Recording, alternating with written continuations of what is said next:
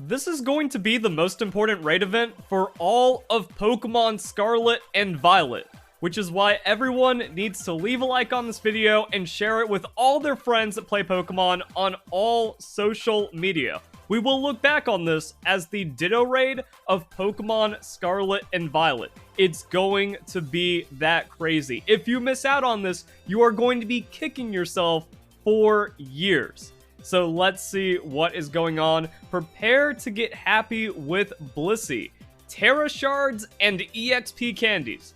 From Friday, March 24th to March 26th, so just the weekend, Blissey will be appearing more frequently in Tera Raid battles. These Blissey will have various Tera types, so prepare wisely before challenging them. And that's also what this video is going to be about. We're going a bit deeper than just, oh, here's the event. Oh, it's going to be really good. We have to do some serious prep because this is going to be a very serious event. Also, I feel like it's kind of one of those things where you even get crazy about it. Once you get the news update, just put your Nintendo Switch on airplane mode. That way it doesn't like go online and then remove the event when the time passes if you forget about it. Like, just start farming this and then keep it as long as you need to until you need to go online again.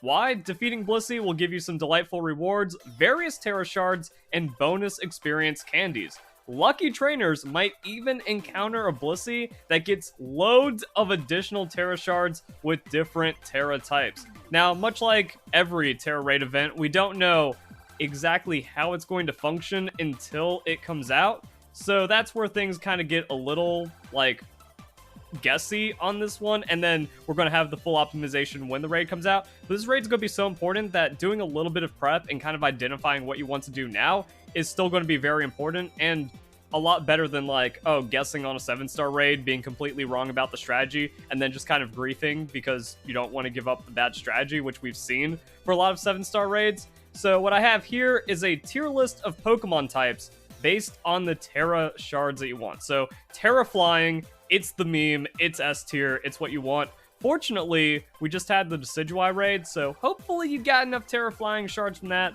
and you won't have to waste a lot of time on the Blissey event. Water is S tier. Like, water is one of the best defensive typings. It's going to have like a lot of synergies. It's going to be really good once Chi-Pao and Chi-Yu come out, or not come out, but once they're usable and ranked. So that's going to be a thing. And then Tera Fire is the sleeper one I keep looking for, and I keep running out of shards for, and I keep having to farm. So Tera Fire also going to be something to go for, which means we're going to be looking for Pokemon for farming that. Bug, very good defensively. Dark, really good if you just go like, oh, Tera Dark into Tera Blast on some kind of setup Pokemon. It's just going to hit everything. Electric, one weakness, also good synergy with Levitate. Now, these are like kind of interesting and niche, but still usable. We got Body Press on tank Pokemon for Tera Fighting. Normal, again, like no real defensive drawbacks. Ghost finds some usage on some Pokemon. And I think Dragon is as mid as it gets. Some Pokemon can go Dragon. It's good for like special tanks, but then you also get fairy weaknesses, which can get pretty bad. Same thing for picking up extra Dragon, but still usable. I've seen Dondozo with Dragon Tera because it just kind of works that way. Then the other one's more like extra niche and then not usable. So we're going to be really trying to focus on specific Tera types for and how we're going to farm it. That brings us to the actual raids themselves. So we have Blissey. What is Blissey? One of the most frail physically Pokemon out there. So if you just get hard-hitting physical attackers, then maybe there's a world where you one-shot it. But we don't know until the raid event comes out because the hit point scaling is so nasty, and the Chansey Blissey raids are kind of rare just out in the wild. So there's not a lot of like, oh yeah, I practiced on this, so I know exactly what beats a 5-star Blissey raid. Which means we have to kind of look into some things. So I sorted by Screech, I sorted by attack. What can we farm? How can we do it? If you have a Berserker, that's going to be good against a couple of different typings. And then it's about that prep. You kind of just get set up against as wide of a typing variety as possible. You have something that can one-shot every Blissey, and then you just like Giga Farm the raid. That's kind of what we're setting up for. We just don't know how the rewards are going to work. If you beat a Fire Blissey, do you get extra Fire Shards? Or is it like the Delibird raid, and you just get an assortment? It's going to be like a buffed assortment where maybe you just get 10 of various typings, and then like the super lucky Blissey is also going to get pretty crazy. They appear as various typings, so yeah, it's good to kind of be set up against everything. So we can go to the tier list. What about Fire? Well, Fire has a couple of options, and that's also where it gets kind of weird. Because maybe you just go max attack Iron Tusk with the choice band, you go Headlong Rush, and that's all that it takes to win. Or maybe you need a bit more setup. Problem, version exclusive. Now, when I do my guides, because I make the best Pokemon content on YouTube, I try to make it as accessible for everyone as possible. If you have Violet version and you don't have access to the Great Tusk, then that kind of gets rough. But if you have Pokemon Scarlet, maybe Great Tusk just kind of works. If it doesn't, we have Garchomp, and Garchomp could just be better because you go Swords Dance, Attack Cheer, Earthquake with Life Orb. That's going to be more damage than the Great Tusk, and the reason why we want it is because the Headlong Rush is more natural damage than the Earthquake. But if that's not one-shotting, Garchomp does it, and everyone can get a Garchomp. So that's potentially going to take care of Fire and Electric Blissey raids, but what about Water? Because the problem with Water is it's only weak against two things, which is also why it's a really good Tera typing, but those things that it's weak to generally not going to be physical. You know, we have Grass Electric, mostly seen as special. However, Breloom is an option because Technician into that Bullet Seed is going to be nasty. And that's like, okay, even though we're not going Choice Band or anything, the Loaded Dice is still crazy damage. We have the Swords Dance, so this could just be it for the Breloom. And then we're taking out anything that's going to be weak to grass pretty easily for that big Blissey farming. Now, we also have Iron Thorns, so if you have Violet, then maybe just go for Screech, Life Orb, Wild Charge on the Iron Thorns. Yeah, technically you can also just go Booster Energy, but it's effectively the same thing as Life Orb, so whatever you just kind of slap onto the Pokemon. Max Attack, Booster Energy, Screech, Wild Charge, or Screech, Attack Cheer, Wild Charge, and hopefully you can just kind of like cycle through every Blissey raid like that.